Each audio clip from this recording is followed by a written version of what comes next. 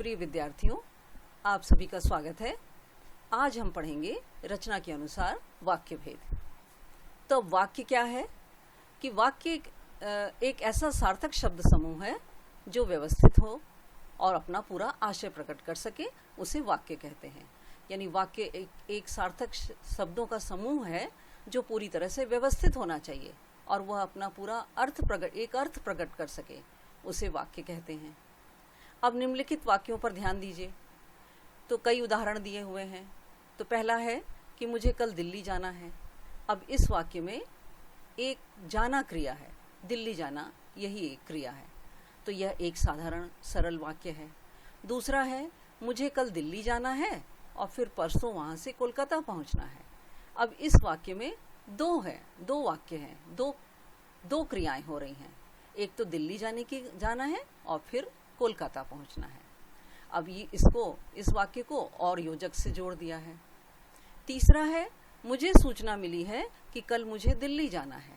अब इस वाक्य में एक प्रधान वाक्य है और दूसरा उस पर आश्रित है।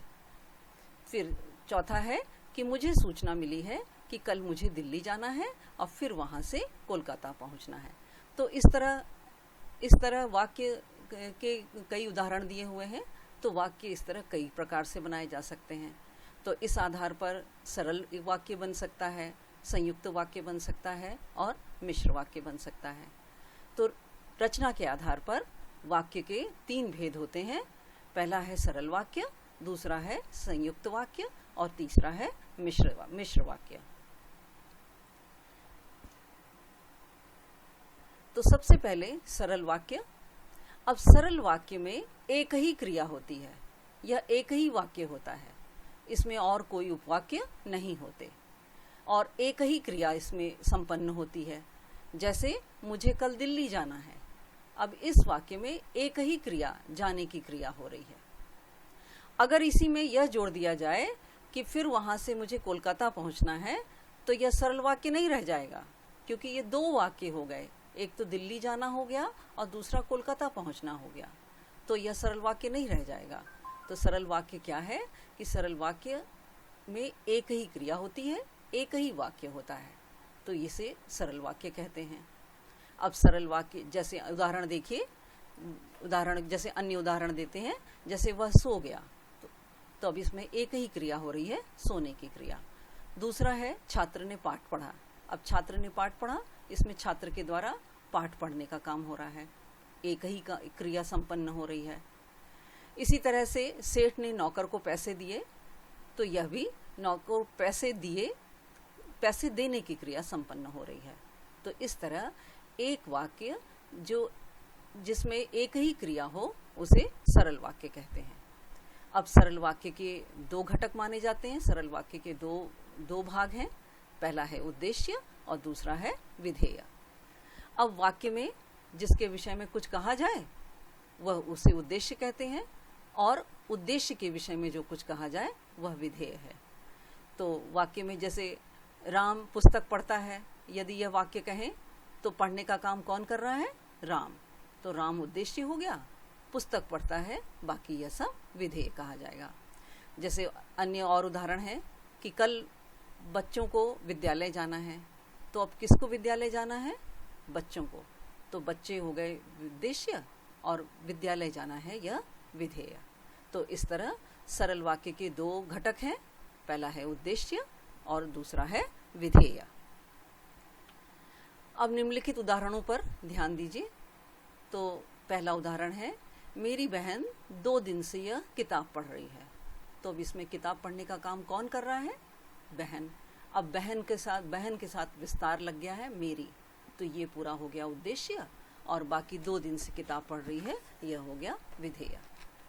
दूसरा उदाहरण है कि दशरथ पुत्र राम ने रावण को मार गिराया। अब मारने का काम किसने किया? राम ने। और किसको मार कर गिराया? रावण को। तो राम ने के आगे ये सब विस्तारक शब्द लग गए हैं। तो दशरथ पुत्र राम ने, ये पूरा हो गया उद्देश्य और रावण को मार गिराया विधेय। इसी तरह से तीसरा वाक्य है कि परिश्रम करने वाले छात्र ही परीक्षा में सफल होते हैं। तो परीक्षा में कौन सफल होते हैं? छात्र। अब छात्र कैसे छात्र? परिश्रम करने वाले। तो ये पूरा परिश्रम करने वाले, ये सब छात्र से जुड़े हुआ है, छात्र से जुड़ा हुआ है। तो यह हो गया उद्देश्य, और परीक्षा में ही सफल होते हैं, यह हो गया विधेय। इसी तरह से अगला उदाहरण है कि दूसरों के साथ मीठा बोलने वाले व्यक्ति सबके मन को भाते हैं। अब कौन से व्यक्ति सबके मन को भाते हैं? अब दूसरों के साथ मीठा बोलने वाले व्यक्ति, इतना इसके साथ विस्तार पूरा ये इसके साथ जुड़ा हुआ है, ये पूरा व्यक्ति के लिए ही है। तो यहाँ तक हो गया उद्देश्य, और बाकी यह हो गया विधेय।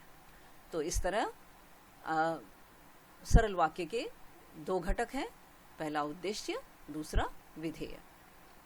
तो सरल वाक्य क्या है, यह अच्छी तरह से आपको समझ में आ गया होगा कि सरल वाक्य एक साधारण वाक्य जिसमें एक ही क्रिया संपन्न होती है, और इसके दो भाग हैं, उद्देश्य और विधेय।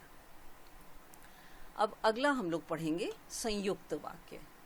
अब संयुक्त वाक्य क्या है? संयुक्त वाक्य, संयुक्त शब्द ही से है कि यह संयुक्त मतलब मिले हुए।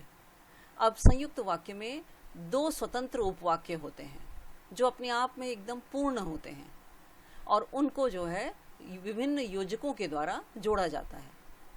तो संयुक्त वाक्य में आने वाले सभी उपवाक्य स्वतंत्र उपवाक्य होते हैं, यानी समान स्तर के उपवाक्य होते हैं जो अपने आप में पूर्ण होते हैं। कोई उपवाक्य इसमें न किसी से बड़ा होता है और न ही किसी से छोटा। इसीलिए इन उपवाक्यों को समानाधिकृत उपवाक्य या समानाधिकरण उपवाक्य भी कहते हैं। तो संयुक्त वाक्य, एक बार फिर से स्पष्ट करती हूँ कि संयुक्त वाक्य वह वाक्य है जिसमें कई स्वतंत्र उपवाक्य हो सकते हैं और जिनको योजकों से जोड़ा जाता है। तो यहाँ पर यह विभिन्न उदाहरण हैं। तो पहला उदाहरण है कि मोहन दिल्ली जाएगा और शीला यहीं रहेगी। अब इसमें दो वाक्य हैं, एक तो मोहन दिल्ली जाएगा, दूसरा वाक्य है शीला यहीं रहेगी। अब इसको और योजक से जोड़ दिया है। दूसरा उदाहरण है कि माताजी बाजार गईं और बच्चों के लिए खिलौने लाईं। तो पहला है वाक्य, इसमें भी दो पूर्ण वाक्य है, एक है माताजी बाजार गईं और दूसरा वाक्य है बच्चों के लिए खिलौने लाईं। अब इसे भी जो है और योजक से जोड़ दिया है। अब तीसरा उदाहरण है कि यहाँ आप रह सकते हैं या आपका भाई रह सकता है। अब यहाँ इस वाक्य में देखो विकल्प है, विकल्प दिया जा रहा है। दो वाक्य हैं कि आप यहाँ रह सकते हैं और या फिर आपका भाई यहाँ रह सकता है। अब ये विकल्प देकर इस वाक्य को संयुक्त कर दिया है। तो इस तरह संयुक्त वाक्य में सभी उपवाक्य स्वतंत्र होते हैं और जो अपना पूर्ण अर्थ देने में समर्थ होते हैं, जिनको समानाधिकृत उपवाक्य या समानाधिकरण उपवाक्य कहा जाता है। और ऐसे उपवाक्यों को विभिन्न योजकों से जोड़ा जाता है। अब वे योजक क्या है कि संयुक्त वाक्य प्रायः समुच्चय बोधक अव्ययों से जुड़े रहते हैं। समुच्चय बोधक अव्यय जिसमें विभिन्न तरह के समुच्चय बोधक हैं, और, तथा, एवं, इसलिए, सो, अतः, या, अथवा, या, न, नहीं तो, अन्यथा, वरन, लेकिन, किंतु, मगर, पर, परंतु, चाहे, चाहे, न, की आदि। यानी विभिन्न बहुत सारे योजक हैं जो इन वाक्यों को कहीं पर जोड़ने का काम कर रहे हैं, कहीं पर विकल्प दिखाने का काम कर रहे हैं, कहीं ये वाक्य विरोध प्रकट कर रहे हैं और कहीं पर परिणाम दिखा रहे हैं। तो इन विभिन्न योजकों के प्रयोग से संयुक्त वाक्य बनाया जाता है। अब स्पष्ट रूप से विभिन्न योजक वाक्य में दिखाई देते हैं, लेकिन कभी कभी ऐसा भी होता है कि इन संयुक्त वाक्यों में समुच्चय बोधक अव्यय चिन्हों का लोप कर दिया जाता है। लोप कर दिया जाता है कि ये चिन्ह नहीं दिखाई देते। अब इसको जानने के लिए ये उदाहरण पर ध्यान दो। तो पहला उदाहरण है कि रहने वाले रहेंगे और रहने वाले रहेंगे, जाने वाले जाएंगे। अब इस वाक्य को पढ़ने से ही स्पष्ट हो रहा है कि इसमें और योजक छिपा हुआ है कि रहने वाले रहेंगे और जाने वाले जाएंगे। अब यहाँ और चिन्ह का लोप है, और चिन्ह छिपा हुआ है। तो दूसरा है क्या सोचा था क्या हो गया। अब इस वाक्य को अगर ध्यान से पढ़ें तो हमें इसका योजक, छिपा हुआ योजक एकदम स्पष्ट हो जाएगा कि क्या सोचा था पर क्या हो गया। तो अब यहाँ पर का लोप है, पर यानी परंतु छिपा हुआ है। फिर तीसरा उदाहरण है, काम किया है पैसा तो मांगूंगा ही। अब इस वाक्य को पढ़ने से ही एकदम स्पष्ट हो रहा है कि काम किया है इसलिए पैसे तो मांगूंगा ही। तो यहाँ पर इसलिए का लोप है। तो कहने का तात्पर्य यह है कि संयुक्त वाक्य विभिन्न योजकों से जुड़ा रहता है, लेकिन कभी कभी ऐसा भी होता है कि इसमें योजक छिपे रहते हैं, योजकों का लोप होता है। और जब हम वाक्य को ध्यान से पढ़ें तो पढ़ने मात्र से ही ये विभिन्न जो योजक छिपे हुए हैं वो योजक स्पष्ट हो जाते हैं। तो एक बार फिर से स्पष्ट करती हूँ कि संयुक्त वाक्य वे सभी उपवाक्य स्वतंत्र होते हैं और समान स्तर के उपवाक्य होते हैं। कोई उपवाक्य इसमें न तो बड़ा होता है और न ही छोटा होता है, और इन उपवाक्यों को समानाधिकरण उपवाक्य या समानाधिकृत उपवाक्य कहते हैं। और इन उपवाक्यों को समुच्चय बोधक अव्ययों से जोड़ा जाता है। कभी कभी ये समुच्चय बोधक अव्यय एकदम स्पष्ट दिखाई देते हैं और कभी कभी इनका लोप होता है। तो ये है संयुक्त वाक्य। अब संयुक्त वाक्य के भेद, संयुक्त वाक्य के 4 भेद हैं। अब इन 4 भेदों में पहला है संयोजक संयुक्त वाक्य, दूसरा है विभाजक संयुक्त वाक्य, तीसरा है विरोधवाचक संयुक्त वाक्य और चौथा है परिणामवाची संयुक्त वाक्य। अब संयोजक संयुक्त वाक्य जो है ये 2 कार्यों को जोड़ने का काम करते हैं और जोड़ने के लिए प्रयोग किया जाता है समुच्चय बोधक अव्यय और, तथा, एवं। अब उदाहरण पर ध्यान दें तो उदाहरण यदि पर ध्यान देंगे तो और अच्छी तरह से स्पष्ट होगा कि मैं दिल्ली गया था और मेरी पत्नी आगरा। अब इनको और से जोड़ दिया है, संयुक्त वाक्य, संयोजक मिला दिया है, तो ये जोड़ने का काम कर रहा है। दूसरा है मैं यहाँ बैठूंगा तथा उधर दूसरे लोग बैठेंगे। अब ये भी वाक्य है, इसको भी तथा से, संयोजक तथा से जोड़ दिया गया है। और तीसरा उदाहरण है कि आपके लिए खिचड़ी बनी है और मेरे लिए चावल। तो इस तरह से संयोजक संयुक्त वाक्य जो और, तथा, एवं इन तीनों समुच्चय बोधक अवयवों से जुड़े रहते हैं। दूसरा है विभाजक संयुक्त वाक्य। अब इस विभाजक संयुक्त वाक्यों में 2 स्थितियों कार्य व्यापारों में विकल्प दिखाया जाता है। विकल्प दिखाते हैं, विकल्प दिखाना मतलब कि ऑप्शन देते हैं, एक को स्वीकार किया जाए और दूसरे को त्यागा जाए। तो ये विभाजक संयुक्त वाक्य होते हैं। अब विभाजक संयुक्त वाक्य इसमें या, अथवा, या, न आदि समुच्चय बोधक का प्रयोग इन विभाजक संयुक्त वाक्यों में किया जाता है। यानी बांटने के लिए इन सब समुच्चय बोधक अवयवों का प्रयोग किया जाता है। अब उदाहरण पर ध्यान दीजिए कि आप पहुंच जाएंगे या मैं आपको फोन करूं। अब देखो यहाँ पर या, ये देखो ये विकल्प दिखा रहा है कि आप पहुंच जाएंगे या मैं आपको फोन करूं। फिर दूसरा है ठीक से काम करो अथवा नौकरी छोड़ दो। अब यहाँ पर भी देखो विकल्प दिखाने का काम कर रहा है कि ठीक से काम करो और अगर ठीक से काम नहीं कर रहे हो तो नौकरी छोड़ दो। फिर मैं ना आपको पहचानता हूँ ना आपके पिताजी को। तो अब ये भी देखो विभाजक एकदम बांट रहे हैं, न कि मैं आपको भी नहीं पहचानता हूँ और ना आपके पिताजी को पहचानता हूँ। फिर अगला उदाहरण है कि न तो शीला ही आई ना अपने बेटे को भेजा। अब इसमें इस वाक्य पर विशेष रूप से ध्यान देंगे। वाक्य है कि आप मेरे साथ रहेंगे कि मदन मोहन के साथ। अब यहाँ की योजक का प्रयोग है। अब की ये मिश्र वाक्य में भी प्रयुक्त होता है और संयुक्त वाक्य में भी। अब यहाँ ध्यान ये देना है कि जो है ये यदि विकल्प दिखाने का काम कर रहा है तो ये संयुक्त वाक्य होगा, लेकिन अगर वह आगे आश्रित वाक्य को स्पष्ट कर रहा है तो वो मिश्र वाक्य में चला जाएगा। तो हमें की योजक पर विशेष रूप से ध्यान देना है कि यह विकल्प दिखा रहा है अगर, तो यह संयुक्त वाक्य होगा। अब उदाहरण में देखो एकदम स्पष्ट दिखा रहा है कि स्पष्ट है कि आप मेरे साथ रहेंगे कि मदन मोहन के साथ। विकल्प दे रहा है कि आप मेरे साथ रहेंगे कि मदन मोहन के साथ।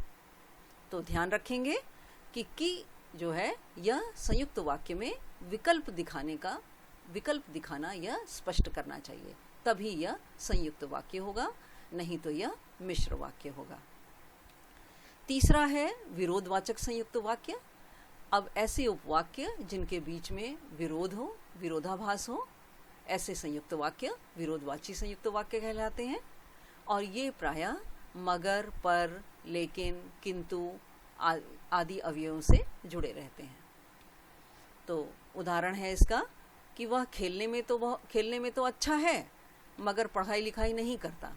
अब ये देखो, इनमें विरोध प्रकट हो रहा है। अब वह खेलने में तो बहुत अच्छा है, लेकिन अब दूसरा विरोध यह है कि वह पढ़ाई लिखाई नहीं करता। फिर मैंने उसे बहुत समझाया पर वह नहीं मानी। अब समझाने का काम तो बहुत किया लेकिन वह मानी नहीं। अब यहाँ पर भी विरोध प्रकट हो रहा है। फिर हम जाना नहीं चाहते थे लेकिन आपके पिताजी नहीं माने। अब यहाँ भी आपस में वाक्यों में विरोध प्रकट हो रहा है। तो इस तरह ऐसे वाक्य, संयुक्त वाक्य जिनमें विरोध प्रकट करने का भाव हो, वो विरोधवाची संयुक्त वाक्य कहलाते हैं। अब ये जितने भी उदाहरण दिए गए हैं, इन सब में जो है वह वाक्य पूर्ण है।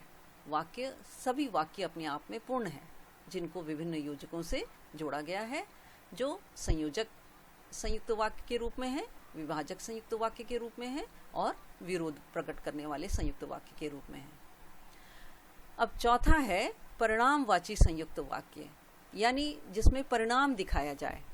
एक उपवाक्य से कार्य हो और दूसरे से उसके परिणाम का बोध हो, उसका नतीजा दिखाया जाए, तो उसे परिणामवाची संयुक्त वाक्य कहते हैं।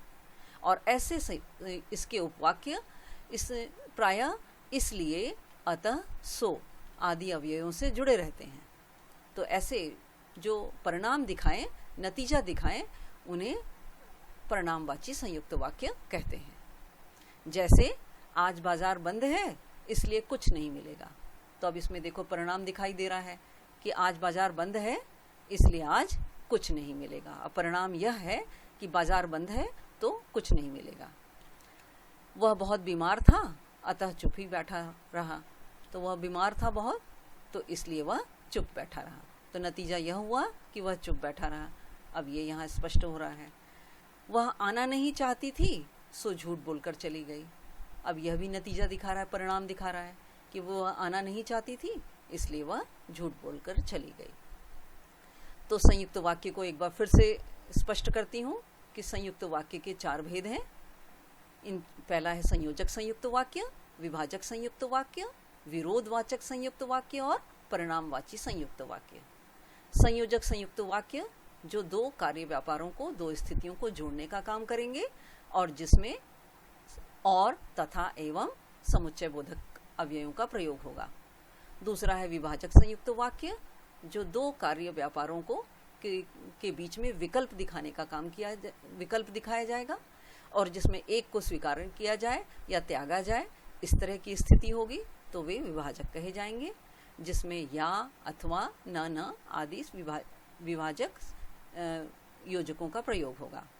तीसरा है विरोधवाचक संयुक्त वाक्य जो उपवाक्यों के बीच में विरोधाभास हो, विरोध प्रकट करने का काम करें और ऐसे वाक्यों के लिए विरोध प्रकट करने के लिए मगर, पर, लेकिन आदि अवयवों का प्रयोग किया जाएगा।